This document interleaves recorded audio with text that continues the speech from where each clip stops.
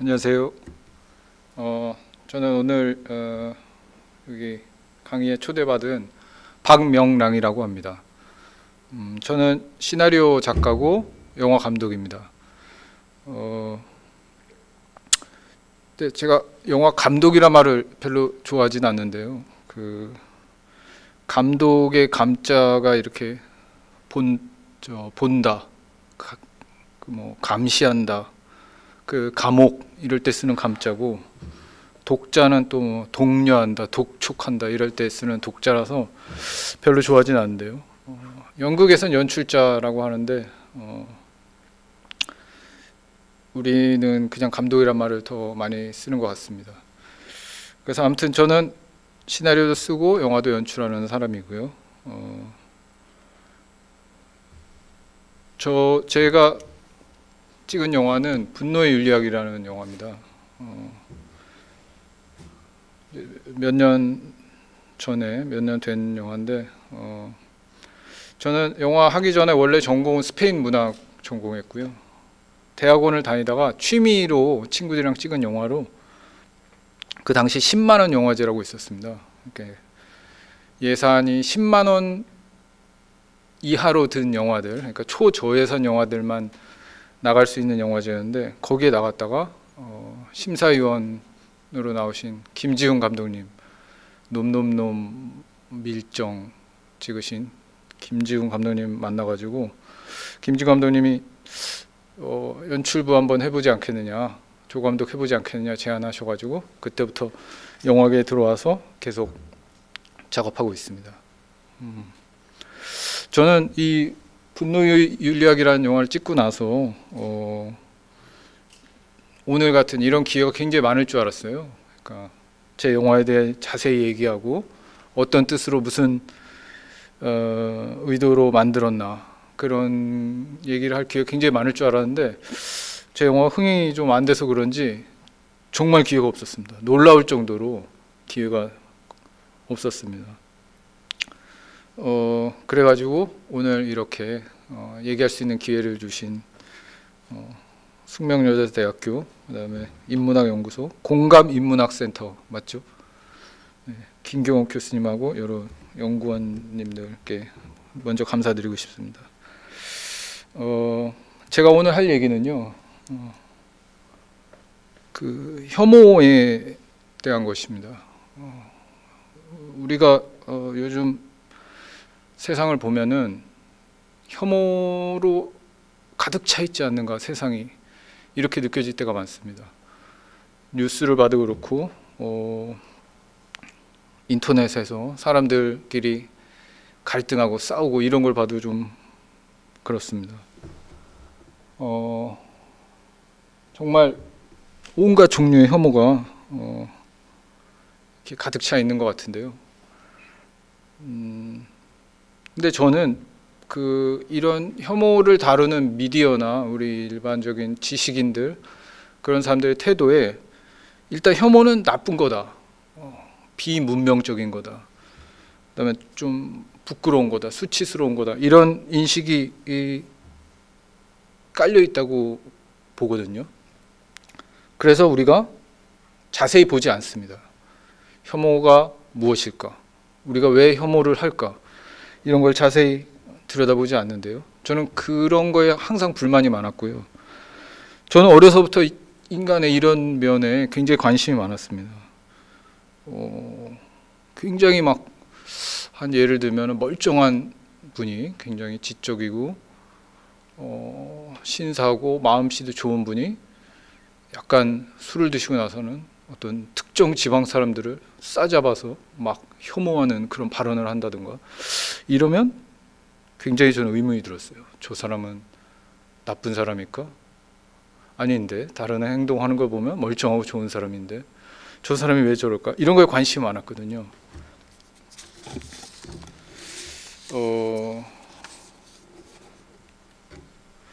그래서 이제 이 방면으로 계속 사람들을 관찰하고 생각을 해왔습니다. 이 뉴스나 이런 걸 보다 보면 이렇게 막 혐오가 만연하고 이러면 진짜 곧 큰일이 나고 막 세상이 금방 망하고 그럴 것 같은데요. 그런데 또 보면은 어떻게 그럭저럭 또 넘어갑니다. 세상은 망하지 않고 계속되죠. 그래서 저는 이게 굉장히 항상 궁금하고 관심을 가졌습니다. 그게 제 영화에도 들어가 있고 제가 앞으로 할 영화에도 포함이 될 거라고 생각합니다. 그래서 오늘 그런 얘기들을 좀 하고 싶고요. 저는 혐오를 어떻게 보는가, 그리고 만약 우리가 혐오의 대상이 되거나 그럴 경우 어떻게 대처하는가, 이런 얘기를 해보고 싶습니다. 다른 분들 강의를 보니까 주로 이렇게 좀 학술적으로 이렇게 분석하는 그런 게 많았는데, 저는 영화인이라, 영화인은 항상 그 캐릭터에 중점을 둡니다. 그러니까 캐릭터의 감정을 이입하죠. 그러니까 혐오를 다룬다 그러면 혐오를 하는 사람, 혐오를 당하는 사람, 그를 중시해서 보는 경향이 있는데요. 그러니까 주연, 악역 이런 식으로 보기 때문에 저는 좀 실질적으로 당하는 사람, 가해하는 사람, 이런 얘기를 좀 해보고 싶습니다. 그리고 또 제가 영화인이니까 그 예를 들고 설명하는 재료도 영화로 하려고 합니다. 제가 오늘 가져온 영화가 두 개인데요. 파리 대왕이라는 영화입니다. 이 영화는 윌리엄 골딩이 영국 사람이죠. 쓴 소설을 원작으로 만든 영화인데, 윌리엄 골딩 작품은 83년에 노벨상 받았지 않습니까? 그래서 굉장히 많이 알려져 있는데, 이 골딩 문장이 굉장히 읽기가 좀 거북합니다. 그러니까 잘 안 읽히는 문장이죠. 그러니까 문장과 문장이 척척 이어져서 그 흐름을 타고 독자가 쫙 읽어야 되는데, 이 사람은 마치 한 문장이 하나의 그림을 묘사해 놓고 그 다음에는 또 다른 그림을 묘사해 놓은 것 같이, 제가 느끼기엔 그랬습니다. 그런 문장이라 좀 잘 안 읽히는 면이 있거든요. 그래서 저는 이런 영화를 찾아서 같이 봤었어요. 그래서 그러니까 또 재밌고 해서 오늘 이 영화도 소개해 드리는 게, 또 이 제가 하고 싶은 얘기랑 딱 맞아 들어가는 게 있는 것 같아서 가져왔습니다. 그리고 두 번째 재료는 제가 지금 분노의 윤리학 얘기할 건데요. 그 분노의 윤리학은 다음 시간, 다음 강의에 초반에 말씀을 드리도록 하겠습니다. 이게 제가 알기로는 일주일 텀을 두고 강의가 올라간다고 알고 있는데, 그 분노의 윤리학은 다음 시간에 할 테니까 혹시 안 보신 분 계시면 넷플릭스에 있습니다. 넷플릭스에 있으니까 보시고 강의 들으시면 더 재미있을 것 같습니다.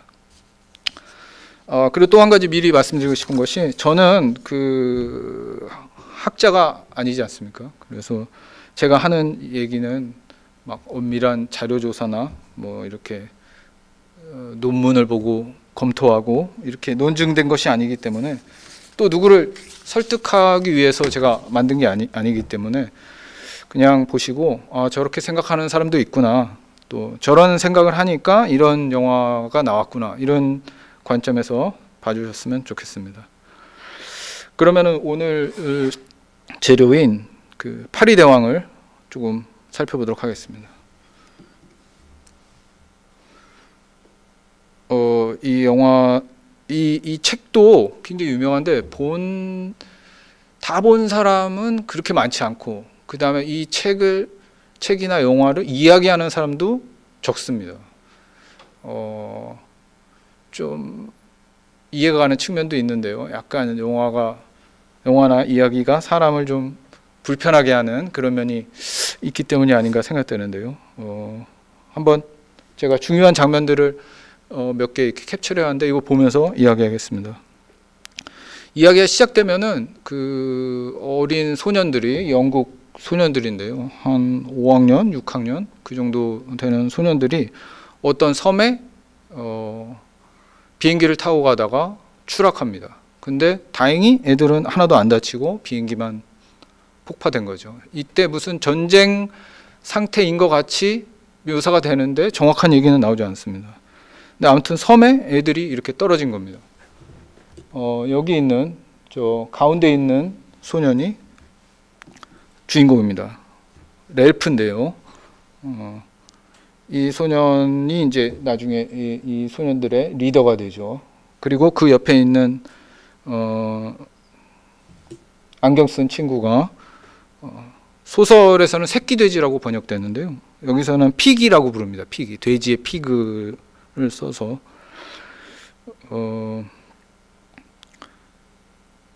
저는 이 영화에서 얘네 둘이 처음에 해변가에서 만나거든요.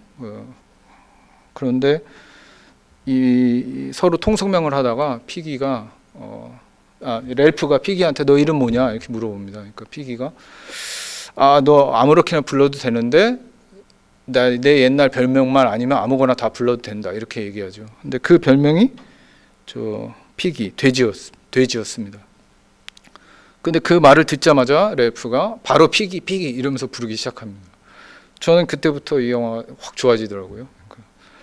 그러니까 원래 아무한테도 말하지 마 이러면은 더 말하고 싶지 않습니까? 그래서 그런 인간의 속성을 처음부터 이렇게 파헤친 것 같아서 굉장히 마음에 들었습니다. 근데 이 소년들이 바닷가에서 이 소라를 줍습니다. 이 소라는 앞으로 중요한 의미를 가지게 되는데요. 이 소라를 렐프가 붑니다. 그러니까 그 소리를 듣고 섬의 곳곳에 흩어져 있던 아이들이 막 몰려들기 시작합니다. 그 몰려든 아이들 중에 이렇게 성가대의 옷을 입은 아이들도 오는데요. 제일 앞에 있는 애가 이 영화의 악역 안티 프로타고니스트인 잭입니다. 오자마자 누가 나팔 불었냐, 나팔 분 어른 어디 있냐 이렇게 물어보죠. 근데 어른은 없다 이렇게 얘기를 듣습니다. 그래서 얘가 나중에 이제 막 흑화하게 되는데 이 잭이 원래 성가대원이었다 이런 설정도 윌리엄 골딩의 굉장히 어떤 일종의 악취미 같은 거죠. 성가대원 하는 사람의 실체를 보여주마 막 이런 얘기를 하는 것 같습니다. 그래서 얘들이 선거를 합니다. 그 리더를 뽑아야 된다 해가지고 렐프랑 잭이 출마하죠. 보시면은 지금 손을 들고 있지 않습니까? 지금 잭을 투표하는 사람들이 지금 손을 들고 있는 겁니다. 이 다음에 이제 렐프를 투표를 하는데 더 많이 나와서 렐프가 리더가 됩니다. 그리고 잭은 굉장히 막 실망하거든요. 성가대 그 대장이었고 그러니까 항상 대장만 해온 것 같은 그런 느낌이 있죠. 그래서 크게 실망하는데 그래도 받아들입니다. 그리고 자기는 사냥을 담당하겠다 이렇게 합니다. 그러니까 먹을 게 필요하니까요. 고기를 구해와가지고 먹이는 그런 사냥을 담당하겠다 이렇게 됩니다. 그 다음에 얘들은 이제 무슨 일이 있을 때마다 이런 일종의 막 민주주의적인 그런 의회에서 하는 것 같은 그런 거를 모방한 행동을 하는데요. 지금 소라를 들고 있지 않습니까? 피기가. 저 소라를 든 사람만 이야기할 수 있습니다. 발언할 수 있는 겁니다. 그 얘기를 하는 동안 다른 사람은 쭉 들어야 하는 거고요. 이런 식으로 하면서 얘들이 가장 중요하게 생각한 것은 봉화입니다. 산 꼭대기에다가 불을 피워가지고 연기를 막 나게 해서 얘들의 제일 목적은 구조되는 거 아니겠습니까? 그래서 지나가는 배나 비행기가 이 연기를 보고 자기들한테 와야 된다 이 생각으로 이제 봉화를 올린 거죠. 렐프가 자나깨나 걱정하는 것이 바로 이 봉화입니다. 봉화를 잘 올려야 된다. 봉화 불이 꺼지면 안 된다. 그리고 이렇게 집도 만듭니다. 마치 문명을 얘들이 건설하는 것 같이 집도 만들고요. 주식은 과일입니다. 과일이 많다 이렇게 묘사가 되거든요. 그리고 이제 돼지도 이제 나중에 사냥을 하게 되는데 저는 왜 낚시를 안 할까 이런 생각을 했습니다. 그래서 제가 이런 얘기하면 항상 분위기 깬다 이렇게 지적을 하는 분이 많은데 저기 바다를 보면은 물고기 굉장히 많을 것 같거든요. 근데 낚시는 안 하더라고요. 낚시를 했으면 저렇게 비극이 안 일어났을 수도 있을 것 같은데 아무튼 그렇습니다. 그러다가 갈등이 시작되는데요. 저기 보시면은 가운데에 저 렐프가 서 있지 않습니까? 지금 굉장히 화가 나 있는 겁니다. 잭이 사냥하러 간다고 하다가 봉화를 꺼트렸어요. 근데 그 동안에 비행기가 지나갑니다. 그래서 너가 꺼트리지만 않았어도 우리가 구조됐을 텐데 그러면서 엄청난 싸움이 일어납니다. 렐프가 맹비난을 가하죠, 잭한테. 그러니까 잭이 사과를 합니다. 미안하다. 근데 나는 저걸 잡으러 갔었다. 그러다가 또 재밌는 게 이 피기가 뭐라고 말을 잘못해가지고 렐프한테 얻어맞습니다. 아, 렐프가 아니고 잭한테 얻어맞습니다. 화풀이를 한 거죠. 그래가지고 저 피기의 안경 한쪽이 깨집니다. 이 피기의 안경은 굉장히 중요한데요. 왜냐하면은 불을 이 안경으로 피웁니다. 마른 풀을 모아다가 이 안경으로 렌즈로 빛을 모아서 불을 붙여가지고 그걸로 뭐 추위도 피하고 봉화도 피우고 이러는 겁니다. 근데 그 중요한 안경이 한쪽이 깨졌다. 이건 일종의 복선이겠죠. 더 안 좋은 일이 일어날 가능성이 크고 시야가 확 가려진다. 그리고 얼마나 답답해 보입니까? 얘가. 얘는 또 천식도 있어가지고 막 괴롭거든요.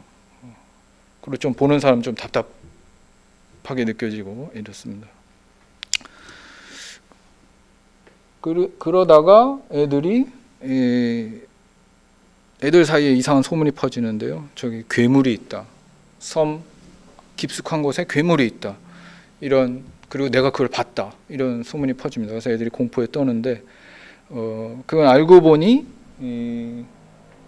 이 전쟁 중에 격추돼 가지고 비행기에서 낙하산 타고 탈출한 조종사가 나무에 이렇게 걸려 있는 건데요. 걸려 있으니까 바람에 낙하산 줄 때문에 이렇게 걸려 있으니까 바람에 막 흔들리지 않습니까? 그러니까 애들이 그걸 보고 살아있는 괴물이다. 내가 움직이는 걸 봤다. 이래서 막 소문이 점점 커집니다. 그러다가 한번 잡으러 가죠. 얘를 찾으러 가는데 그때 렐프가 리더인 렐프가 조금 겁먹은 듯한 모습을 보입니다. 그래서 렐프의 리더십이 좀 타격을 받고요. 그리고 이제 잭은 점점 힘을 더 키워갑니다. 그리고 잭은 돼지 사냥에 성공하는데요. 창을 이용해서 죽입니다. 창 양쪽을 나무 양쪽을 뾰족하게 깎은 창으로 돼지를 막 몰아가지고 잡죠. 그 돼지를 사냥하는 장면이 굉장히 유명합니다. 그 소설에서 묘사가 정말 살벌하게 되어 있죠. 그리고 이 돼지를 잡고 나서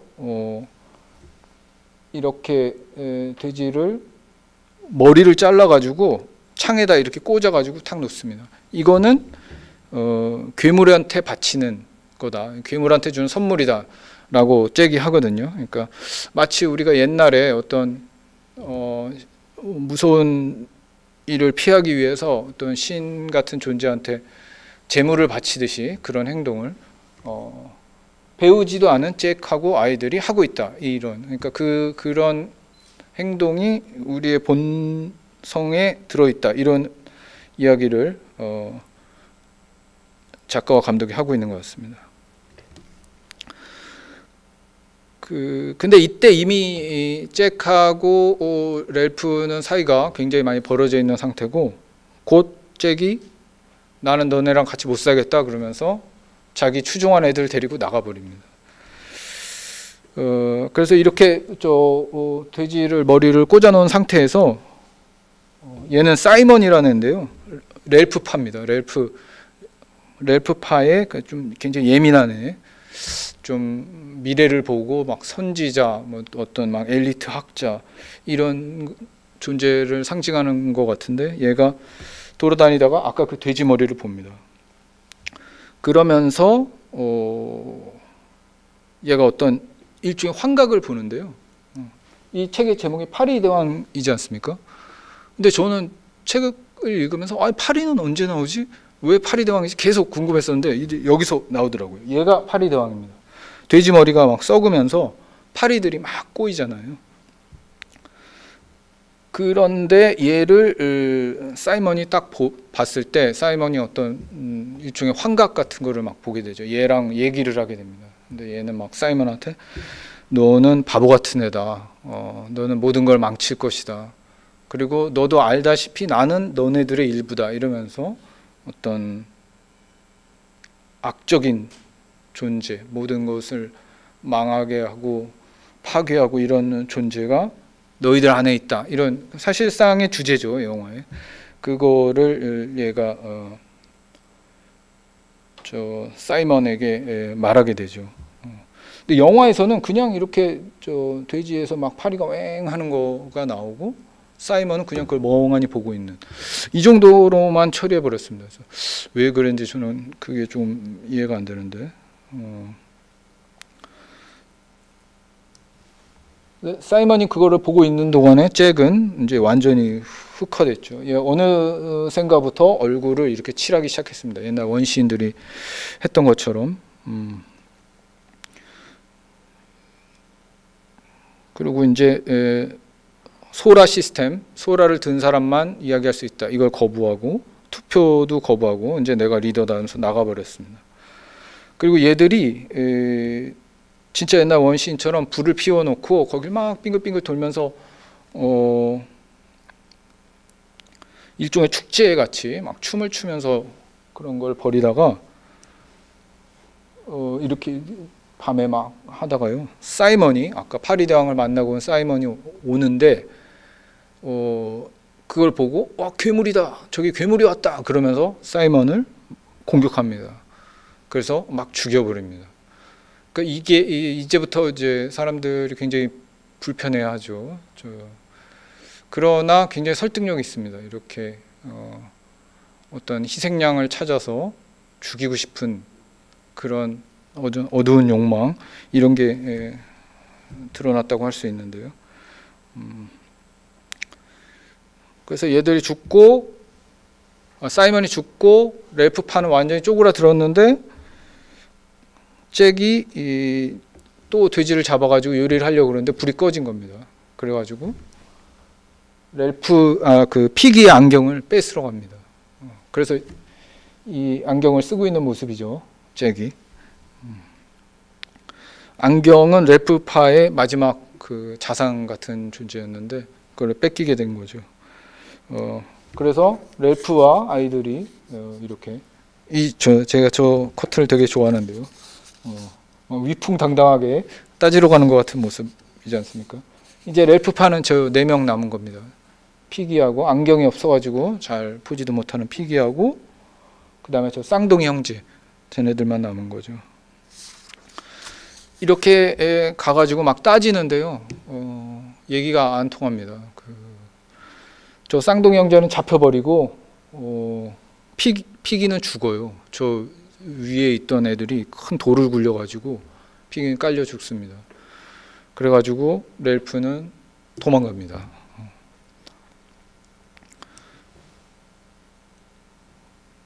이게 이제 싸우는 장면입니다. 막 따지는 거죠. 너가 한 행동은 야만적인 행동이고 당장 우리 안경을 돌려다오. 빌려달라고 했으면 빌려줬을 텐데 왜 그랬느냐, 막 이러면서 싸우죠. 그러다가 이제 피기가 죽고 랠프 혼자 도망가죠. 그래서 이게 랠프가 혼자 도망가서 수풀에 숨은 사진입니다. 숨어 있는데 쌍둥이들은 걔네들한테 잡혀가지고 저쪽 편으로 넘어갔습니다. 그래서 막 보초 쓰고 있다가 쌍둥이가 랠프를 발견하고 야, 너 여기 있으면 안 돼, 빨리 가, 막 이러고 먹을 거 조금 주고 막 이런 장면이 있습니다. 근데 이제 랠프는 잭은 이 래프를 잡아 죽여라 이렇게 명령을 하게 되죠. 그래가지고 얘가 숲을 속에 숨어 있다는 걸 알고 불을 지릅니다. 불을 질러서 원래 불 지르면은 막 짐승들 튀어나오잖아요. 그러면 잡으려고 하는 것 같이 큰 불을 지릅니다. 그리고 사냥을 시작하죠. 막 쫓아오고 이러는데, 그래서 래프는 살기 위해서 막 필사적으로 도망을 다닙니다. 그런데 바닷가에서 갑자기 이 어른을 만납니다. 영국 해군 군인이죠. 그러니까 아이러니하게도 잭이 얘 잡으려고 지른 불 때문에 그 연기가 크게 나서 그게 봉화 역할을 해가지고 그 연기를 보고 온 해군이었습니다. 그러면서 이 이야기가 끝나게 되는데요. 이게 이제 마지막에 잭의 표정입니다. 얘 부하고 내가 이거를 보면은 얘가 자기가 잘못했다는 것을 자기가 야만적 행동을 했다, 악한 행동을 했다, 이것을 분명히 알고 있는 것 같습니다. 근데 이 표정이 한 번도 안 나오다가 마지막에 갑자기 나오거든요. 그러니까 어른을 만났을 때, 자기보다 더 강한 사람을 만났을 때 이런 표정이 나온다. 이 굉장히 흥미로웠고요.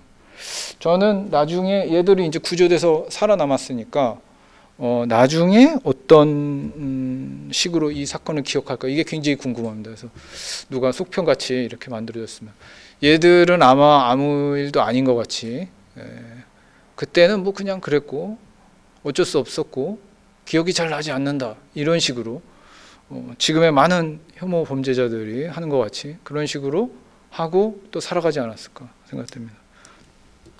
그리고 래프도 어떻게 기억할까, 이게 굉장히 궁금한데요.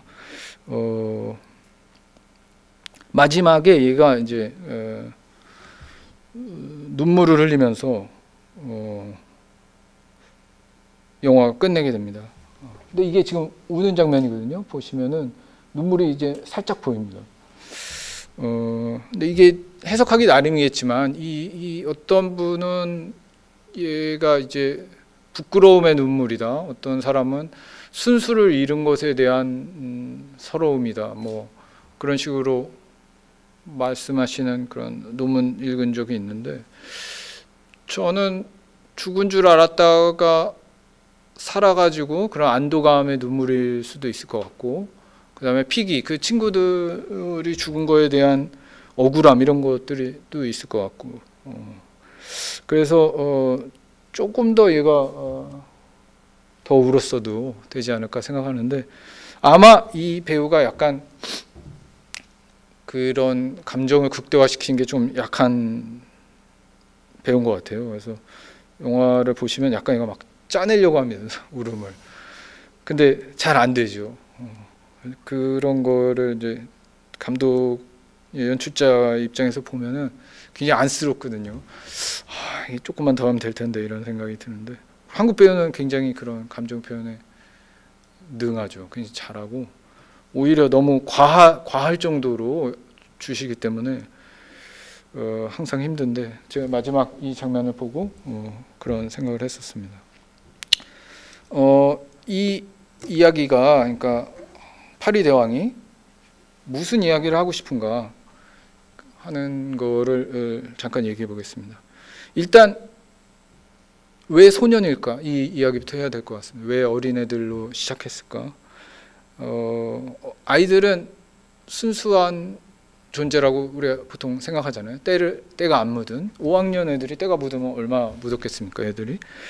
근데 뭐 성인이 섬에 이렇게 됐다 그러면은 쟤는 원래 뭐 전과자고 도둑이고 뭐 폭력성이 있었고 뭐 이런 식으로 핑계를 댈 수 있잖아요.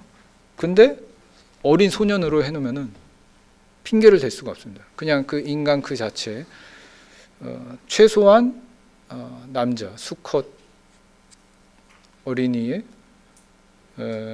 본성을 보여주겠다, 이런 관점이 있는 것 같고, 또 애들 영국 애들이잖아요. 영국은 사실 당시 최강국 중에 하나였고 지금 현대 문명을 만든 그런 나라들 중에 하나고, 영국 사람들 그렇게 생각하죠. 술 먹이고 솔직히 얘기해봐 그러면 막 술술 털어놓습니다. 우리가 증기기관부터 시작해서 의회 뭐 어쩌고 저쩌고 현대문명 다 만든 거나 마찬가지다. 그러면 미국이 한 거 아니에요? 그러면 미국은 우리 사촌 동생이다. 이런 식으로 굉장한 그런 자부심이 있는 사람들이 아직도 많죠. 그러니까 영국 애들에다가 최고 문명의 어린애, 소년, 때묻지 않은 애, 그러니까 그냥 인간 그 자체, 이거를 그런 환경을 만들었다고 할 수 있죠. 또 여기가 섬이라는 것도 중요한데 도망칠 수 없는, 어디 다른 곳과 교류할 수 없는 고립된 환경을 만들었습니다. 그래서 제가 느낀 거는 이 사람이 하고 있는 말은 인간 본성에는 악이 있다. 그러니까 인간들을 그냥 가만히 내버려 두면 이런 일이 벌어진다. 이런 얘기를 하고 싶습니다. 하고 있는 것 같아요. 그 골딩하고 이 감독이. 골딩은 2차 대전에서 막 인간이 저지르는 잔인한 행동을 보고 어떻게 이런 일이 있을까? 우리가 생각하는 인간이란 존재, 이성적이고 이런 인간이란 존재는 사실 허상이 아닐까 이런 생각을 하다가 이 소설을 썼다고 뭐 많이 알려져 있는데요. 근데 아무튼 이게 맞건 틀리건 이 책이 지금까지 이렇게 살아남고 많은 사람들이 보는 거는 뭔가 우리의 무의식을 자극했고 정말 저런 것 같아. 나도 저렇게 되지 않을까? 그런 공포를 느꼈고 일상생활 곳곳에서 잭이나 픽이나 이런 거랑 비슷한 사람들을 만났기 때문이 아닌가 이런 생각을 합니다. 골딩은 나중에 그 벌이 꿀을 생산하는 것처럼 인간은 악을 생산한다 이렇게 얘기했다고 합니다. 근데 물론 반론도 있습니다. 제가 이게 저 주말에 산 책인데요. 이 책은 그 골딩 같은 사람들의 반대되는 이야기를 하는 책입니다. 이 책은 제가 다 읽지 못했는데 여기 파리 대왕에 대해서 언급하는 부분이 있어가지고 거기만 읽었거든요. 근데 거기서 이 사람이 얘기가 그 윌리엄 골딩은 틀렸다. 왜 그러냐? 첫째, 이 윌리엄 골딩은 힘든 사람이었다. 마음이 척박한 사람이었다. 이런 얘기를 합니다. 알코올 중독이 있었고 우울증이 있었고 자식을 때리는 사람이었다. 그리고 막 나는 나치를 이해할 수 있다. 왜냐하면 내가 그런 사람이기 때문이야. 막 이런 얘기를 하고요. 그렇기 때문에 그 자기의 그 안 좋은 마음으로 이런 소설을 쓴 거다. 이게 이 사람 주장입니다. 그리고 실제로 이런 일이 있었는데 이런 비슷한 일이 있었다면 소년들이 이게 고립돼 가지고 섬에 그랬는데 실제로는 걔들은 이렇게 서로 죽이고 이러지 않고 서로 협력하면서 잘 돕고 이렇게 해서 결국 구조되었다 이렇거든요. 근데 저는 이런 식의 비판은 조금 치사하다, 약간 비열한 면이 있다 이렇게 생각되는데 골딩이 알코올 중독 있고 우울증 있고 이런 것이 이 작품이랑 무슨 상관이 있습니까? 사실 이 작품은 그냥 작품 자체로 보고 이 작품이 어떤 영향을 미치고 사람들한테 왜 사람들 마음속에서 그런 거를 불러일으키나 이거를 얘기를 해야지 이렇게 개인사를 가지고 그렇게 이렇게 비평하는 것은 좀 좋지 않다고 생각하고요. 실제로 그런 일이 있었다? 그게 그렇게 중요할까요? 저는. 근데 그것보다는 그리고 그 사례가 정말 희귀한 사례이기 때문에 딱 하나밖에 없잖아요. 한 5만 번 정도 그런 일이 벌어진다면 그러면은 이제 그 통계를 보고 얘기할 수 있겠지만 그 전에는 그렇게 실제 사례를 가지고 얘기할 수 없다고 생각하고 이 작품을 읽고 사람들이 무엇을 느꼈는가 그게 더 중요하다고 생각합니다. 그래서 또 골딩을 조금 옹호해 봤고요. 그 다음에 제가 또 추천하고 싶은 책은 이 골딩의 두 번째 책인 상속자들입니다. 저는 이거를 더 좋아하긴 하는데요. 이 책은 골딩도 자기가 최고 책이 이 책이라고 얘기했습니다. 이 책은 주인공이 로크랑 파라는 애인데 원시인입니다. 근데 정확히 나오진 않지만 약간 네안데르탈인인 것 같아요. 얘들은 막 그 언어도 이렇게 우리 같이 하지 않고 좀 막 대충 말합니다. 대충 말하고 약간 텔레파시 같은 게 있어요. 그래서 자기가 뭐 설명할 때 나는 그거에 대한 그림이 있어. 그러면서 막 그 그림을 생각하면은 그 그림을 다른 사람이 막 알아보죠. 뭐. 그런 애들인데 얘들이 이제 라이쿠라고 자기 어린 딸하고 다른 몇 명하고 한 7명 그 정도가 이게 모여서 살고 있는데 얘들이 호모사피엔스 우리 조상들을 만나면서 벌어지는 얘기입니다. 우리 조상들은 그래서 이제 상속자들인 것 같아요. 우리가 어떤 사람한테 상속을 받았나 봐라 이런 얘기 같은데 그 우리 조상인 사피엔스들은 이 주인공 로크 네안데르탈인을 숲속의 악마 이렇게 부르고 막 쫓아다닙니다. 그래서 죽이려고 그러고 하나씩 막 죽죠 실제로. 그리고 이 주인공의 딸 라이쿠를 뺏어갑니다. 그래가지고 이제 막 멘붕한 주인공 라이쿠가 이걸 찾으려고 막 그 애들 사는 마을에도 막 잠입하고 이래서 고생을 하는데요. 결국 실패하고 죽습니다. 라이쿠가 죽어요. 딱 죽은 순간 갑자기 시점이 변화되면서 그때부터 사피엔스들 거기 리더가 투아민이라는 애인데 걔의 시점으로 이제 확 변해버리죠. 그리고 마지막엔 좀 충격적으로 그 라이쿠 아기를 빼앗은 것이 이 투아미 여자친구 와이프인가요? 그 아무튼 비반이라는 연인이 있는데 얘가 좀 데리고 놀 아이가 있었으면 좋겠다. 데리고 놀 장난감 같은 게 있었으면 좋겠다. 이래가지고 라이쿠를 뺏은 것이었다. 이게 이제 밝혀지거든요. 그리고 얘들은 배를 타고 어디 다른 데로 이동하면서 이제 소설은 끝나게 됩니다. 저는 이 작품이 그 골딩의 진짜 생각을 더 잔인하게 드러내는 작품인 것 같아서 좋아합니다. 그래서 이게 또 제가 앞으로 할 얘기랑도 연관이 있어가지고 언급해 봤고요. 이제부터 좀 다른 얘기로 넘어가 보도록 하겠습니다. 이거는 세계관 테스트라고 PMR은 접니다. 박명랑인데요. 제가 만든 거거든요. 근데 이걸 왜 만들었냐면은 어디 후배들 그다음에 영화 스태프들 위해 강연해달라 부탁받았을 때 만든 건데 우리가 이제 영화인들이 일을 할 때 모든 기준이 되는 게 시나리오거든요. 시나리오를 받지 않습니까? 그러면 이제 그거를 막 읽으면서 이것을 내가 할 것인가 말 것인가 선택을 해야 됩니다. 근데 이 선택이 굉장히 어렵습니다. 그런 얘기들 많잖아요. 누가 거절한 영화들 해가지고 내가 저 영화를 거절했는데 그게 대박이 났다 해서 쫙 그 리스트가 있어요. 근데 그거를 선택을 할 때 어떤 기준에 의해서 선택을 해야 되는가 이거를 위해서 제가 만든 것입니다.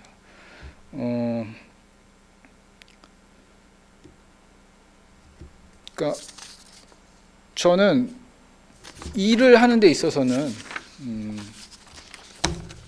성격보다 이런 세계관, 세계를 어떻게 보는가 이게 더 중요하다고 생각합니다. 성격은 사실 조금만 연구하고 이렇게 분석하면은 제가 어떻게 나올 것이다 이게 바로 예상이 되는데 세계관이 만약에 어그러져 있는 관계다 그러면은 아무리 노력을 해도 쉽게 되지 않는다. 이게 이제 제 생각입니다. 그래서 이런 테스트를 만들었고요. 아주 간단한 테스트인데요.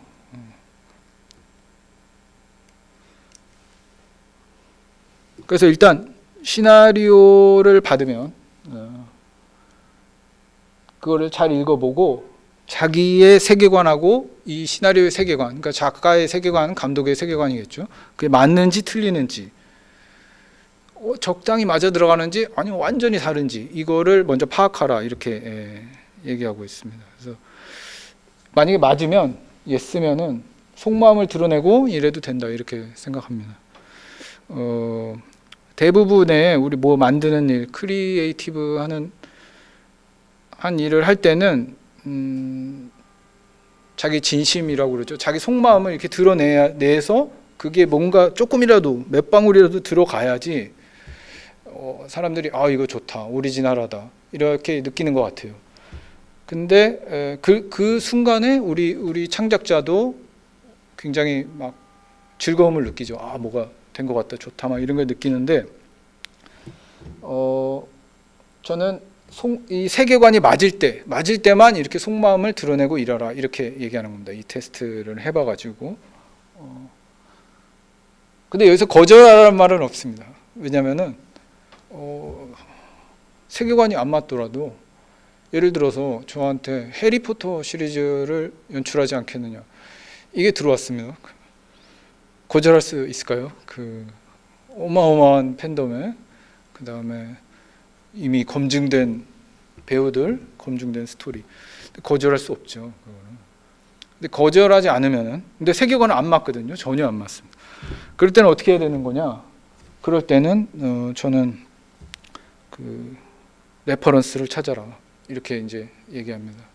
그러니까 비슷한 영화들, 해리포터랑 비슷한 영화들, 사람들이 비슷한 세계관을 가진 사람들이 좋아했던 영화들을 모조리 찾아가지고 그걸 막 분석하고 거기서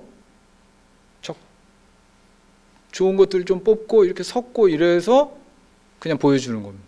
그런 식으로 일하는 게 훨씬 좋다 이렇게 생각합니다. 세계관이 안 맞는데 속마음을 막 오픈하고 일하면은 어떤 일이 벌어지냐면요. 일단 반응이 안 좋습니다. 내 속마음을 담아서 막 얘기를 했는데 그쪽에서 반응이 안 좋아요. 뭐지? 막 이러면서 이해도 못하고 불쾌하다 막 이런 얘기하고 그러면 엄청 섭섭합니다. 왜냐하면 난 진심을 다해서 한 건데 저렇게 하니까. 그러면은 자기 보호 본능이 발동돼 가지고 이제는 그런 얘기를 안 들어야지 그러면서 이제 조금 방어적으로 나오면 고용주는 열심히 안 하네 바로 이렇게 반응이 됩니다. 그렇기 때문에 세계관이 안 맞을 때는 레퍼런스를 목숨 걸고 찾아라 이렇게 얘기하고 있는 겁니다. 실제로 이제부터 한번 그 테스트를 해보겠습니다. 이렇게 둘 중에 하나 고르는 건데요. 인간은 죽으면 끝이다. 아니면 죽음 이후에 세계가 있다. 이거를 가지고 대답을 하는 겁니다. 저는 죽으면 끝이다 라고 생각하는데요. 저는 그래서 공포영화를 못 찍습니다. 특히 귀신 나오는 거 보는 건 즐기는데 저보고 찍으라 그러면은 귀신을 본 적도 없고 이걸 어떻게 해야 되지? 그러니까 자신이 없는 거죠. 그러다 보면은 아무래도 남이 한 거를 아까 그 레퍼런스 찾는 태도 같이 그렇게 돼서 재미가 확 떨어지게 되는 거죠. 근데 이런 식으로 이제 하는 겁니다. 죽음 뭐 이렇게 같이 판단은 없는 거예요. 뭐가 더 좋은 거고 뭐 나쁜 것도 없는 겁니다. 그런 건 없는데 자기가 속한 거. 그다음에 이 대본이 어떤 걸 가지고 있는가 그거를 파악하는 거죠. 그래서 이런 질문이 이게 이제 뭐 공포 영화로 예를 들었지만 귀신은 있다. 귀신은 그냥 인간의 환각이다. 이런 식으로 볼 수가 있는 것이고 조금 더 확장한다면은 신은 존재한다. 아니면 신은 인간이 만든 개념일 뿐이다. 이런 질문으로도 확장이 되는 겁니다. 저는 아주 일부만 가져왔고요. 질문은 사실 우리가 그냥 만들어서 쓸 수도 있는 겁니다. 또 비슷한 질문으로 초능력은 거짓말이다. 그 다음에 설명하기 힘들지만 초자연적 현상은 있다. 이거 굉장히 많이 갈라집니다. 말을 안 해서 그렇지 막 외계인 믿는다 이런 사람도 있잖아요.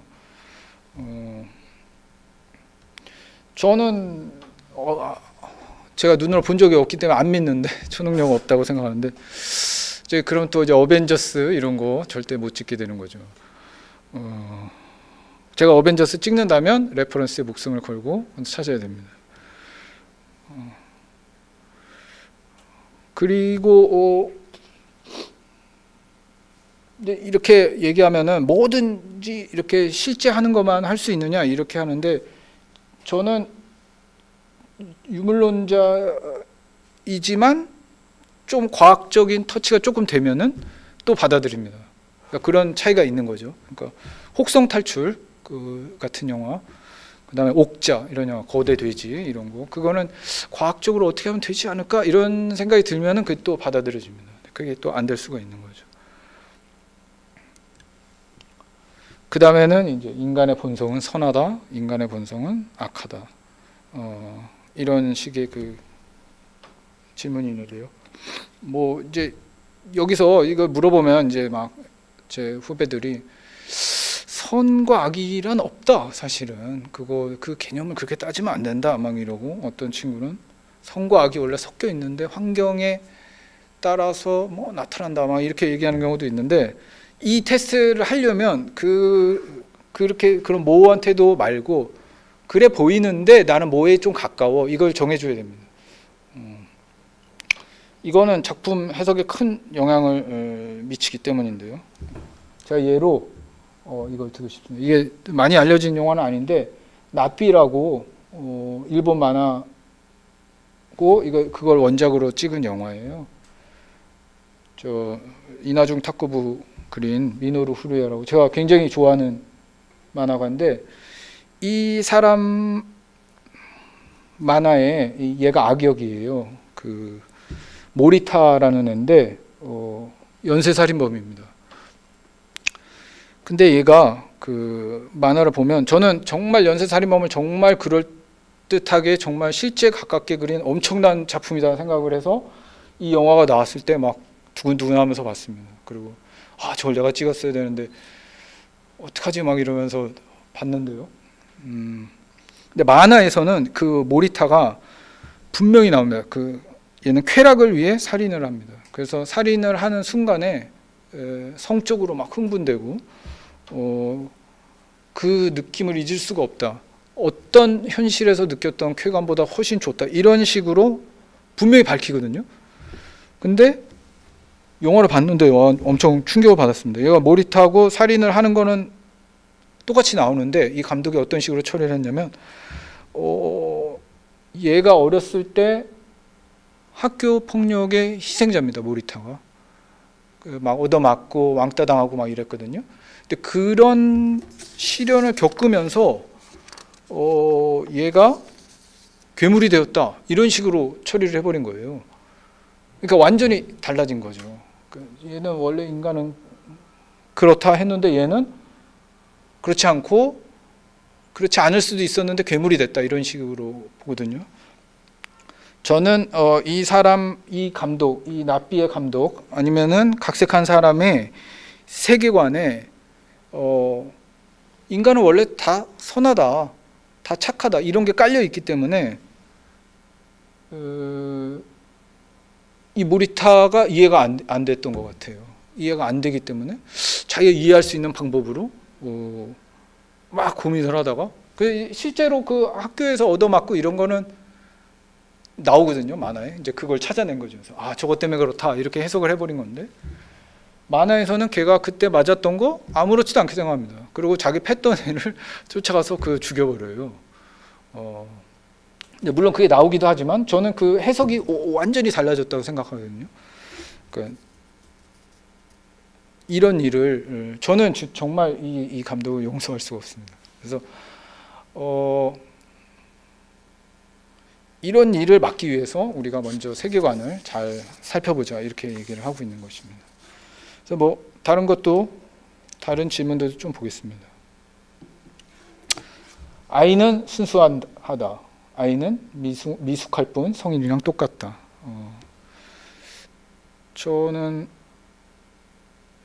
아래쪽이고요. 윌리엄 골딩도 무조건 아래쪽이겠죠. 네, 여러분 어떻게 생각하시는지 궁금하고요. 저는 진짜 어릴 때 그 아이들 보면서 정말 잔인하다, 무섭다 이런 생각을 많이 했거든요.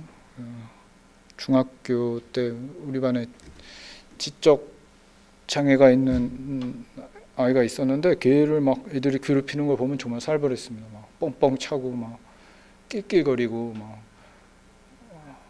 온갖 놀림으로 하면서 전혀 죄책감을 느끼지 않는 걸 보면서 저는 이런 생각을 가지게 됐죠.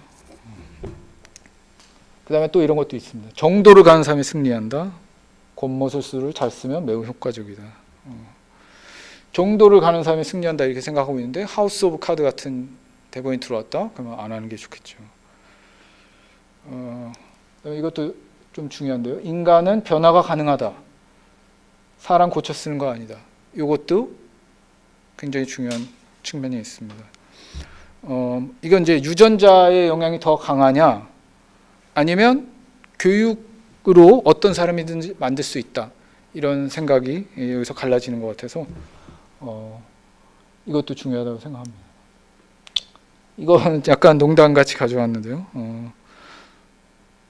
사랑은 인간의 숭고한 특징이다. 사랑은 성욕, 번식 본능을 다르게 부르는 말이다. 이게 이제 저는 아래쪽인데 그래서 이제 멜로 영화 이런 걸 못 하게 되겠죠.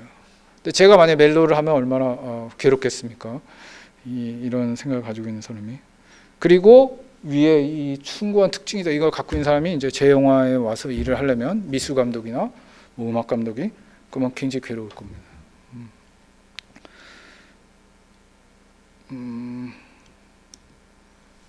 그 다음에 인간은 이성적이다. 그 다음에 인간은 남의 일에만 이성적이다. 이게 제가 두 번째 시간에 다룰 제 영화 분노의 일리학의 어떤 주제이기도 한데요. 인간은 과연 본인의 일에도 이성적일 수 있나? 그리고 객관적이란 게 과연 가능한 일인가? 이게 저는 옛날부터 굉장히 궁금했고요. 그걸 가지고 영화를 만들어봤습니다. 아무튼 이런 테스트를 통해서 나랑 맞는 일 이거를 찾는 게 중요하다고 생각하고 이게 꼭 영화 시나리오에만 국한되는 것 같지는 않아요. 뭐 결혼 상대를 찾는다든가 뭐 취업할 때 가까운 내 사수 계속 만나야 되는 사람 그 사람이 어떤 세계관을 갖고 있나 이걸 좀 파악해 보면 큰 도움이 될 수 있습니다. 동업을 하려고 그러는데 동업자의 세계관을 알아봐야 된다. 성격보다 세계관 더 중요하다. 이게 제 생각입니다. 미래를 예측하는 데 훨씬 도움이 되죠. 어떻게 알아내죠? 그러면 상대방의 세계관을 저희는 이제 주로 하는 뻔한 수법이 좋아하는 영화 물어봅니다. 좋아하는 영화 물어보고 싫어하는 영화 물어보잖아요. 그러면 답이 그냥 바로 나옵니다. 왜 싫어하세요? 왜 좋으세요? 이러고. 근데 이거를 물어볼 만큼 친한 사이가 아니다. 그러면은 그냥 글하고 말을 분석하면은 뭐 요즘 SNS 이런 데도 막 계속 자기 정보를 막 쓰잖아요. 사람들이 무료로. 그러니까 그거를 보면은 그러면서 이 테스트를 그 사람이 빙의 돼서 해보면은 알 수가 있는 거죠.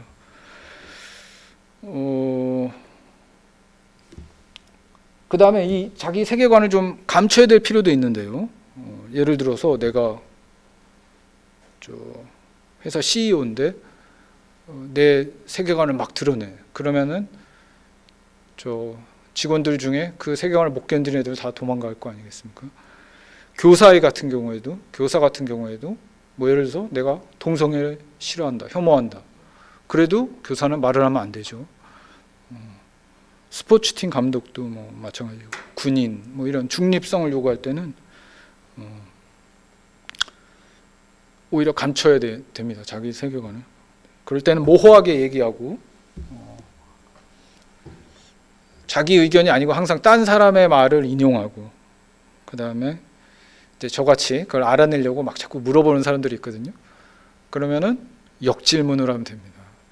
뭐에 대해서 어떻게 생각하세요? 그러면은 글쎄요 저는 뭐 이런 기사를 보긴 했는데 땡땡 씨는 어떻게 생각하십니까? 이런 식으로 역질문으로 넘어가면 됩니다. 이런 세계관들 중에 제가 하고 싶은 얘기인데요. 이게 누가 주류일까요? 우리나라의 주류는 어떤 세계관일까요? 또 서양의 세계관은 어디가 주류일까요? 성선설, 성악설 이 중에서는 저는 우리 한국은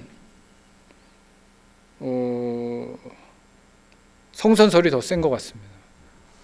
영화나 드라마, 뭐 작품, 사람들이 하는 얘기나 이런 걸 들어보면은 사람의 나쁜 거, 악한 거 이런 걸 끄집어내거나 보여주고 이러면 굉장히 싫어하세요. 그리고 결국은 다 착하다, 다 이해할 수 있다, 나쁜 놈들도 다 사연이 있다, 이런 터치를 좀 좋아하시는 것 같습니다.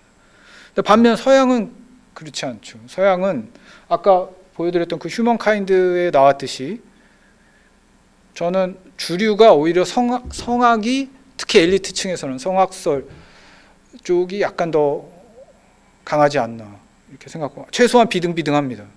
근데 우리나라는 성선이 좀 강하고, 그 다음에 어떤 유물론이냐 아니면 어떤 영혼이나 유령 같은 존재가 있느냐, 이것도 한국 사람은 약간 있다, 이쪽이 좀 강한 것 같고, 유럽은 유물론이 더 세고,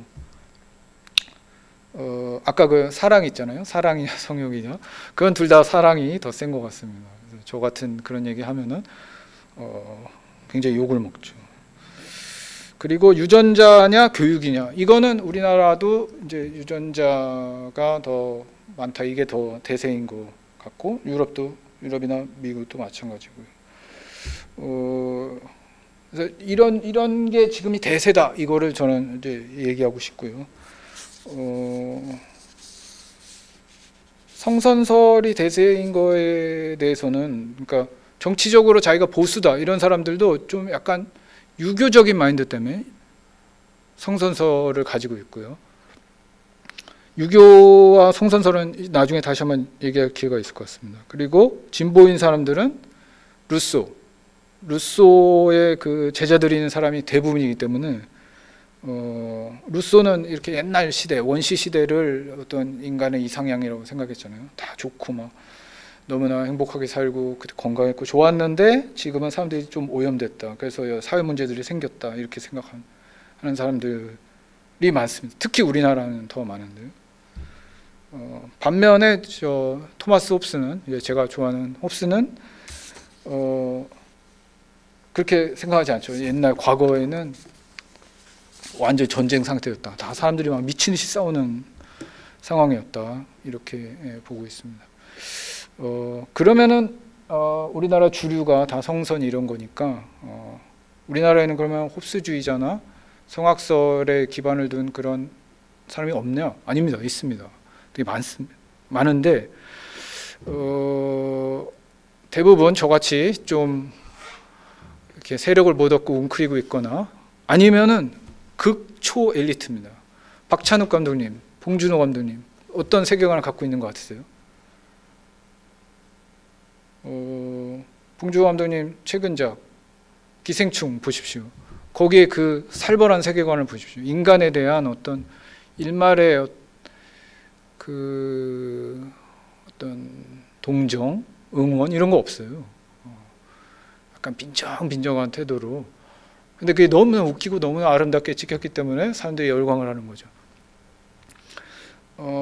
그래서 제가 예전에 어디 발 마사지를 받으러 갔는데 거기 사장님이 기생충을 봤는데 보고 났는데 이렇게 나왔는데 기분이 이렇게 찝찝하고 이렇게 화가 나고 막 너무 싫어, 왜 이런 기분 들지? 영화는 참 좋은 것 같은데 그러더라고요. 그래서 제가 잘 보신 겁니다. 그러라고 만든 영화입니다. 제가 이렇게 얘기를 했거든요. 그러니까 그렇죠, 제가 잘 봤죠, 이렇게 말씀을 하셨는데, 이런 그 성악설을 가지고 있는 사람들, 좀 인간을 냉정하게 보는 사람들이 약간은 좀 엘리트층에 한정되어 있습니다. 그러니까 저는 어떤 걸 보냐면 저 사람들은 봐준다, 왜냐하면 국제영화제 가서 상 받아오는 사람들이니까, 약간 이런 식의 생각이 숨어 있는 것 같아요. 근데 저는 제 생각이 무조건 맞다는 건 아니지만, 이런 저 같은 냉정한 생각을 가진 사람들의 이야기도 좀 많이 퍼져야 된다고 생각합니다. 그 이유가 우리나라 뭐 작품들이나 영화들 보면 굉장히 막 감정적이고 막 성선설에 바탕을 했기 때문에 약간 수명이 짧아요. 몇 달이나 몇 년 정도 소비된 다음에 이제 없어집니다. 그래서 한 5년 지난 다음에 보면은 그 이해가 안 가고 너무 낡아 보일 경우가 많습니다. 그래서 저는 우리나라가 영화에 한해서 아시아의 좀 헐리우드 같은 그런 역할이 돼야 된다고 생각하는데, 그거를 하려면 막 이렇게 감정 쥐어짜고 눈물 짜고 이런 영화들, 해운대 같은 영화들, 제가 막 못 견디는 그런 영화들 있잖아요. 막 처음에 액션하다가 나중에 갑자기 심파로 막 하고 막 끝나는 거, 이런 것들이만 대세가 돼서는 안 된다, 이런 생각을 가진 사람들도 좀 살아남아야 된다, 이렇게 생각합니다. 그래서 이 테스트가 좀 도움이 됐으면 좋겠고, 다음 이야기로 넘어가겠습니다.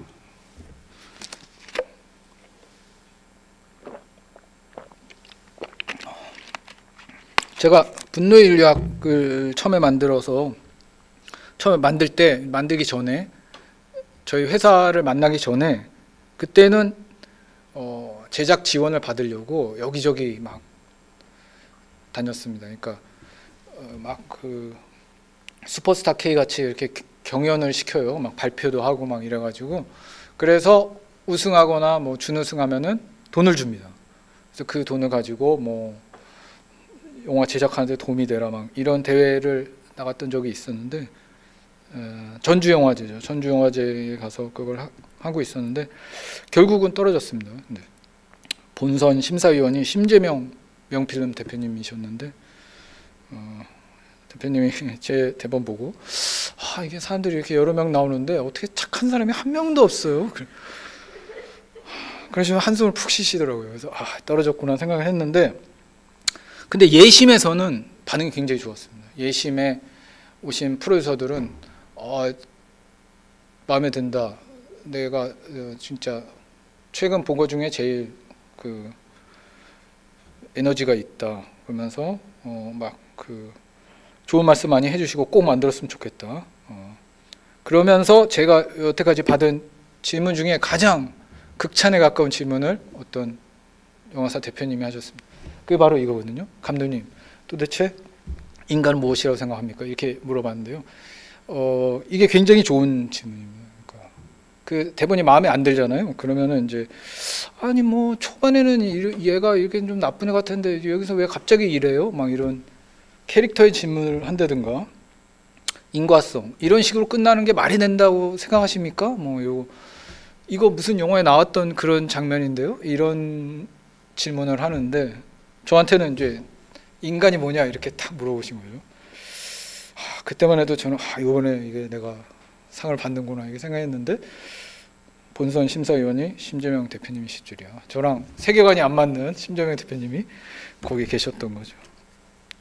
근데 그때 제가 뭐라고 대답했냐면, 무엇인지는 잘 모르겠는데 난 인간이 무섭다, 이렇게 대답을 했었습니다. 그러니까 지금 대답하면은 조금 다르게, 좀 더 정확하게 대답할 수 있을 것 같은데, 아무튼 그때는 그랬습니다. 그 얘기를 조금 해보겠습니다. 이거 전에 저는 이제 어릴 때 좀 전학을 많이 다녔거든요. 그래서 전학을 막 많이 다니다 보니까, 전학을 많이 다니다 보면은 강자와 약자의 사이를 막 왔다 갔다 하게 됩니다. 전학 막 가면은 언제나 약자가 되고, 어쩔 수 없이 애들을 관찰해야 되잖아요. 적응하기 위해서. 그러면서 저는 막 그 애들의 이유 없는 반감, 공격성, 그리고 와 잔인하다, 무섭다, 막 이런 생각을 굉장히 많이 했었어요. 근데 또 그때부터 사람들은 나랑 좀 다르게 본다, 이렇게 생각이 들었죠. 그래서 이제 왜 그럴까 생각해 보니까, 이 유교, 우리의 한국의 그 실상에는 아직도 유교가 굉장히 많이 남아 있어서 그렇지 않나 이렇게 생각했습니다. 성리학에서는 그 성리학의 그 리가 이제 우주의 질서 막 이런 걸 뜻하고, 성은 그다음에 인간 존재의 원리 이런 건데, 그 유명한 말 성증리라고 있지 않습니까? 그러니까 성은 즉 리다. 그러니까 인간 본성에는 우주의 질서가 들어와 있다. 근데 이제 옛날 그 사람들이 보기에는 우주, 이 세상 이렇게 보면 봄, 여름, 가을, 겨울 딱 되고, 이 아름다운 자연 균형이 맞고 이런 걸 보면 세상 정말 완벽하고 나쁜 것이란 없다. 근데 그게 인간의 본성에 들어왔으니까 인간의 본성은 선하다. 이런 생각이 이제 유교적인 생각인데, 그럼 악은 왜 생겨나느냐? 그러면은 이제 뭐 기질에 의해서 이렇게 하다 보면 생겨날 수도 있지만 유교 덕목을 잘 닦으면은 교화할 수 있다. 이런 생각이잖아요. 저는 이게 아직 한국인 무의식에 많이 남아있다고 생각하고, 그렇지만 또 제가 이게 무조건 나쁘다, 막 타파해야 된다 이런 얘기를 하는 건 아닙니다. 유교가 장점도 있잖아요. 비폭력, 그 다음에 교육을 중시하고, 질서를 지키는 거를 좋아하고, 연장자 우대하고, 겸손, 겸손을 좀 이렇게 미덕으로 봐서 약간 우아하잖아요, 그 한국인이. 그런 면이 좋은 면도 많은데 이 현대에 맞게 좀 업데이트될 필요가 있다, 이런 생각을 합니다. 저는 그래서 제 생각은 인간의 기본값은 골딩하고 비슷하게 악이 아닌가 이렇게 생각합니다. 왜 그러냐면 악이 그냥 아주 제3자의 입장에서 보면 더 효율적이지 않나 이렇게 생각합니다. 그러니까 악하면은 속일 수가 있잖아요. 그리고 상대방을 해할 수 있습니다. 죽일 수도 있고요. 경쟁에서. 그 다음에 뭐 필요한 게 있으면 훔칠 수 있고. 아까 잭이 야 안경 불 어떻게 피지? 그러면 이제 막 착한 애들이면 막 이것도 해보고 막 번개 칠 때 해보고 막 이럴 텐데 걔는 야 가서 뺏어. 그냥 바로 나오는 거죠. 저 안경 뺏어. 그래서 하면 돼. 이렇기 때문에, 그러니까 생존에 유리하기 때문에 악이 더 효율적이지 않나. 그래서 효율적이라는 거는 생존 경쟁에서 살아남을 확률이 많고, 그러면은 자손을 남길 가능성이 있기 때문에 그 유전자를 가진 애들이 점점 더 많아질 것이다. 이런 식으로 이제 기본 생각을 가지고 있는 거죠.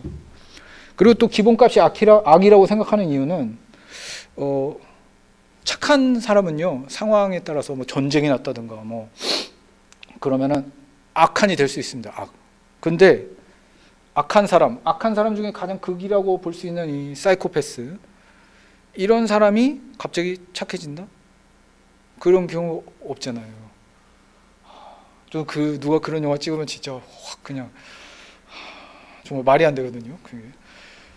그렇기 때문에 이거는 이쪽으로 갈 수 있는데 얘는 이쪽으로 못 가니까 오히려 악이 디폴트 값이고, 착함이랄까 선은 악에서 생존을 위해서 어떤 사람들끼리 이렇게 막 연합하고 이러면서 생존을 위해 변형된 어떤 상태가 아닌가, 이런 생각을 갖고 있습니다. 그래서요, 저는 한번 정리하는 차원에서 아주 먼 옛날로 한번 우리도 가보자. 골딩의 아까 상속자들처럼 아주 먼 옛날로 한번 가보자고 제안을 드리고 싶습니다. 그러니까 언제냐면 이 동굴에다 저런 그림 그리던 우리 사피엔스들이 저런 동물 잡고 나중에 또 잡았으면 좋겠다, 막 그때 나 정말 쩔었지, 막 이러면서 그렸던 그림, 이런 시대부터, 이게 암사동에 있는 그 유적지인데 여기 신석기 이렇게 움집 짓고 살 때까지, 그때 사람들로 한번 돌아가 보자고 생각합니다. 그러면 그때는 편안하고 행복했을까요? 저는 아니라고 생각합니다. 그때는 저는 굉장히 가혹한 상황이었을 거라고 생각하는데요. 이건 제가 인터넷에서 찾은 재밌는 사진인데, 똑같은 여자분인데 겨울에는 저렇게 너무 추워서 막 눈썹까지 얼고, 시베리아입니다. 그 여름에는 이렇게 모기들이 막 미친 듯이 달려듭니다. 이런 가혹한 환경에서 살았던 인간들이 너무 춥고 너무 덥고 또 배고프죠. 그다음에 질병의 무방비입니다. 막. 그래서 유아 사망률 엄청 높았잖아요. 그래서 사랑했던 사람들이 갑자기 피피 죽어가고, 또 맹수 나타나고, 또 자연재해 있고, 이러니까 너무나 힘들고 무서웠을 것이다. 그렇게 생각됩니다. 그리고 그러다 보니까 사람들이 마음대로 되는 것이 하나도 없는 그런 상태에 빠지지 않았을까. 빠지게 되는 경우가 진짜 비일비재했을 거라고 생각합니다. 근데 사피엔스의 가장 큰 특징이 여러 개가 있잖아요. 뭐 직립보행한다, 도구 사용한다, 뭐 추상적인 사고를 한다, 이런 게 있는데, 그 중에 또 저는 이거를 꼭 꼽고 싶은데, 우리들은 굉장히 통제, 컨트롤 하고 싶어 합니다. 뭐든지 막. 비 안 와? 그러면 물을 가둬놨다가 이걸 뭘 해야지 막. 그리고 뭐 저기 길을 내자 막 하고, 지금 막 산이 있으면 터널 뚫고 막 이러잖아요. 뭐든지 컨트롤하고 싶은 욕망이 굉장히 강한 게 우리 사피엔스라고 생각합니다. 근데 아까 말씀드렸다시피 그 굉장히 가혹한 환경 때문에 마음대로 되는 것이 하나도 없는 거예요.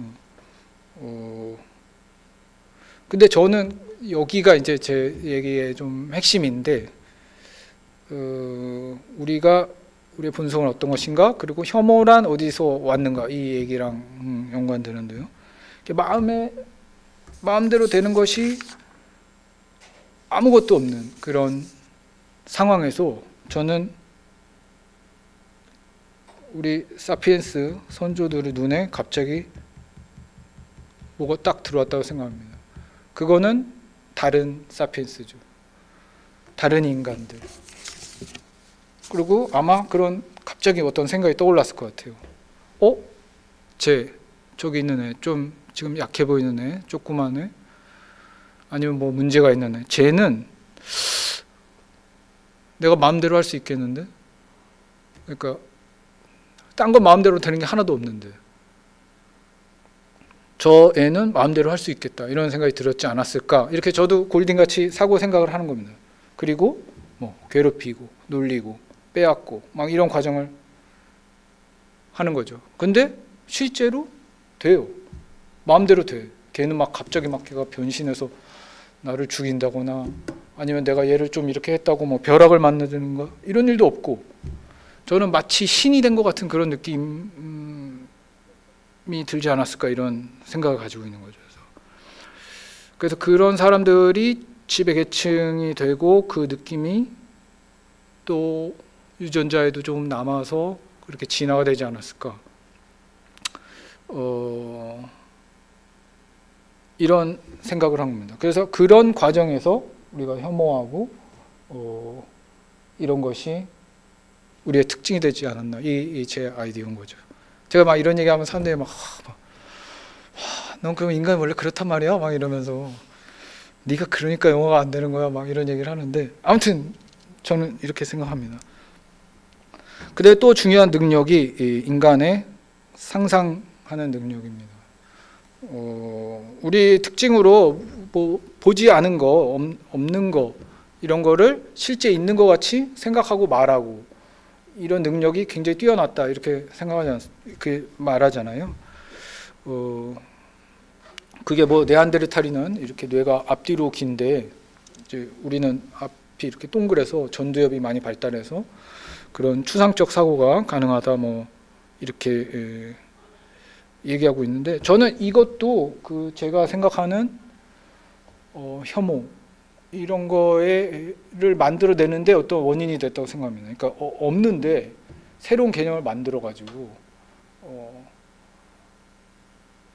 막 공격을 하는 거죠. 그러니까 내가 지금 힘들고 미워하고 화풀이할 수 있는 어떤 대상이 필요해. 그러면은 반드시 만들어냅니다, 인간들은. 그러니까 저는 중세 때 마녀 사냥하고 이런 것이 거의 막 문학 작품 같거든요. 그러니까 그 사람들이 너무 힘들고 막 페스트 왔다, 막 그 영주의 폭정 막 이런 거에 사는데, 그때 그 사람들이 뭔가 화풀이하고 뭔가 공격할 수 있는 대상이 마음속에 필요한데, 그래서 그냥 찾아내는 거죠. 저 숲에 혼자 사는 애, 제 마녀라고 하죠. 그래가지고, 그리고 그게 효과가 있으니까 시스템이 그걸 다 받쳐줘가지고 그런 끔찍한 일이 일어나지 않았나, 이렇게 생각합니다. 또 또 암울한 얘기 계속 해보자면은, 인간은 원래 또 게다가 이 멸종을 굉장히 잘 시킵니다. 뭐 아즈텍 잉카 문명, 스페인 군대들이 가가지고 완전 싹 쓸어버렸고, 지금 막 거의 안 남았잖아요. 근데 미국 인디언도 거의 씨를 말려버렸고, 수없이 많은 동식물을 멸종시켰고, 그 다음에 좀 어떤 조건만 갖춰지면은, 틈만 나면은 막 학살을 하려는 그런 습성들이 있어요. 막 난징 대학살, 뭐 유태인들 학살하고, 인도네시아 학살하고, 뭐 인도네시아 학살 관련해서는 그 액트 오브 킬링이라는 영화, 그거를 저 굉장히 좋아하는데, 거기 학살자들을 몇십 년 지나고 찾아가가지고 인터뷰하는 다큐멘터리인데요, 정말 재밌습니다. 그 사람들의 어쩌라고 하는 표정이 있어요. 그때는 다 사정이 있었어, 막 이런 표정. 정말 다큐멘터리가 아니고는 볼 수 없는 그런 표정이죠. 그래서 저는 뭐 이런 얘기 하는 분도 있는데, 우리 인간이 호모사피엔스가 나올 때 비슷한 초기 인류들이 많았다 그러잖아요. 뭐 네안데르탈인, 뭐 데니소바인 중국 쪽에 있고, 뭐 또 인도네시아 말레이시아 이쪽에도 또 있고, 또 우리가 막 신화 속에 나오는 호빗, 거인족 이런 게 원래 다 실제로 그런 인류들이 좀 있었다, 뭐 이런 얘기 있듯이, 걔들 다 어디 갔나? 얘는 저 네안데르탈인 어린이가 어떻게 생겼을까 상상도인데요. 이런 애들 어떻게 됐을까 생각해 보면, 저는 다 우리 사피엔스들이 다 죽이지 않았을까, 다 멸종시키지 않았을까. 실제로 사피엔스들이 살던 동굴에서 네안데르탈인의 뼈가 되게 많이 나왔다 그러죠. 잡아먹은 겁니다. 그래서 저는 이렇게 인간의 본성의 디폴트 값이 악이다 이렇게 생각하고, 혐오 같은 행동도 어떤 비문명, 못 배워가지고 하는 그런 행동이 아니고, 원래 인간의 기본적으로 내재되어 있는 생존하기 위해서, 자기 정신 건강을 지키기 위해서 내재되어 있는 그런 현상이 아닌가. 이게 이제 제 생각인 거죠. 제가 계속 말씀드렸다시피, 제가 이렇게 얘기하면은 너무 암울하다고, 독특하고 재미있는 얘기긴 한데 너무 암울해가지고 듣기가 싫다, 막 이렇게 말씀하시는데, 저는 이거를 이제 사실이다, 꼭 받아들여다오 이렇게 생각하는 것이 주장하는 것이 아니고, 아까 말씀드렸다시피 이런 관점도 있다. 사실 전혀 다른 관점에서 보면 어떤 문제가 이게 새롭게 보이기도 하잖아요. 그래서 어떤 관점을 제공해드리는 측면도 있고요. 그 다음에 우리가 가지고 있는 우리 스스로의 위험성이랄까, 그런 거를 알고 있는 거, 인지하고 있는 거, 그게 사실은 모든 문제 해결의 출발점이라고 생각합니다. 보통 보면은 이런 얘기가 나오면은 막 덮으려 그래요, 사람들이. 너무 부담되는 거죠. 그리고 너무 당황스러운 거죠. 설명하기도 어렵고 싫고, 그리고 우리가 이제 다음에 이제 구체적 방법 얘기할 때 나오겠지만, 그럼 이런 식으로 하자 이렇게 하는데, 근데 알아요, 자기가. 근데 또 그럴 텐데, 또 이런 일이 또 생길 텐데, 그렇기 때문에 좀 이런 새로운 관점으로 우리가 어떤 존재인지, 우리가 어디서 왔는지, 우리의 진짜 마음속 깊은 데 본성은 어떤 것인지, 그리고 왜 혐오를 하는지, 그리고 혐오를 하는 애는 어떤 입장인지, 당하는 애는 어떤 입장인지, 이런 거를 좀 더 자세하게 이야기해 보는 것이 그 문제 해결의 시작이 아닐까 이렇게 생각합니다. 제가 이번 시간에 준비한 건 여기까지고요. 다음 시간에 또 이번엔 좀 더 실천 구체적인 얘기로 이렇게 이야기를 계속 해보겠습니다. 네, 감사합니다.